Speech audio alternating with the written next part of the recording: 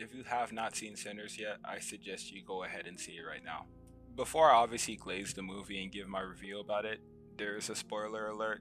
I feel like that goes without saying, so make sure you see the movie first. So, I went into the theater with the idea that this movie is one of the greatest movies this year.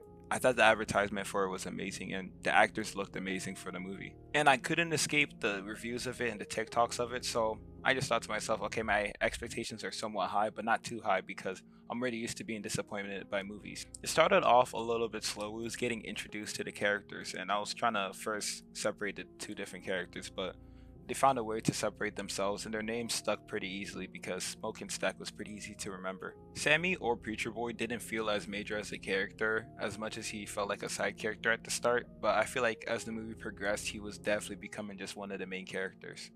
Besides just how funny it was, they also introduced us to the characters pretty easily, such as Cornbread, Annie, Grace, and Slim, which by far was probably the funniest person in the whole entire movie. But besides the great cast of characters, skipping to the main scene, which was them trying to survive the night in the house, I was left with so much feelings. Out of everyone who got turned into a vampire that night, Stack definitely had the most signs, but unfortunately he allowed the freak to overcome his common sense. Cornbread didn't deserve what happened to him. He just went outside to go take a leak, which, I mean, it could happen to anyone. And he just happened to get turned into a vampire. And his wife was just sitting there waiting for him. Unfortunately, he never got to bring back that money to her. After I finished watching the movie with my friends, I was walking out and I had this theory that the guitar that Sammy got given by Stack was actually cursed. I was assuming that mainly because of the idea that their dad was evil. Stack and Smoke's dad was evil. I just had this idea that maybe this guitar was cursed, that maybe it's what attracted the vampire to even come. I also have this theory mainly because of the fact that even at the end of the movie, Sammy was still holding onto that guitar even after all the pain and anguish it caused. He still gripped that guitar, and he even had it remade or fixed later in the future when he eventually got older and he met with future Stack. I just thought that was so interesting. But even besides all of that, and maybe just all the theories that a lot of people had, I feel like this movie was so good just for the fact that it didn't leave me with any questions necessarily.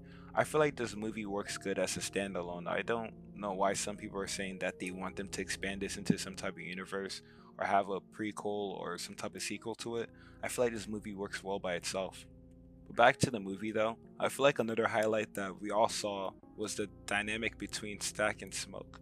Just like their pure connection and the way they bounce off each other, giving us kind of a thing one thing two type of vibe, how we know they can't just be one without the other. These characters are kind of mysterious to me, but I feel like I didn't need to ask any questions. I feel like I just took it how it is. Smoke has been an older brother to Stack his whole entire life. Like the way they just take charge, the way their dad was beating Stack and he ended up taking care of that himself. Something I think that was interesting too is just the fact that both Smoke and Stack both have lovers. Both of them have a reason to keep going. Both of them had a reason to come back. And I also like the idea that I don't know how Stack personally felt, but I'm pretty sure I remember Smoke even referring to himself as somewhat evil because of their dad. Them saying that they didn't want Preacher Boy to live the type of life that they had, which kind of just collects the fact that I like the way that Smoke died. Besides that cool ass final stand that Smoke got, I like the way that we saw him looking at his dead wife and kid. I thought it was pretty beautiful. I thought just the idea that after he's done smoking that he can finally hold the child that he loves still. I can't speak too much of Stack and Mary because we didn't get to see how they lived out their internal lives, but I just like the idea that both Stack and Smoke, who both have lovers, found some type of way to live an eternal life with their lover. I feel like I had some things to say about the antagonist Remick, right? But I feel like he was just done really right though. I don't really have much to say. I thought the scene where he was holding Preacher Boy and pretty much saying the same Bible verse as him was so powerful. I thought that was like kind of like a dramatic switch because it's just like now Preacher Boy kind of feels betrayed by the words that he learned his whole entire life. Mixed with that and the fact that I don't know if a lot of y'all picked up on it, but just the fact that Preacher Boy was pretty much getting baptized to death by this whole entire vampire, which I thought was kind of crazy. I don't know how you guys felt about the movie, right?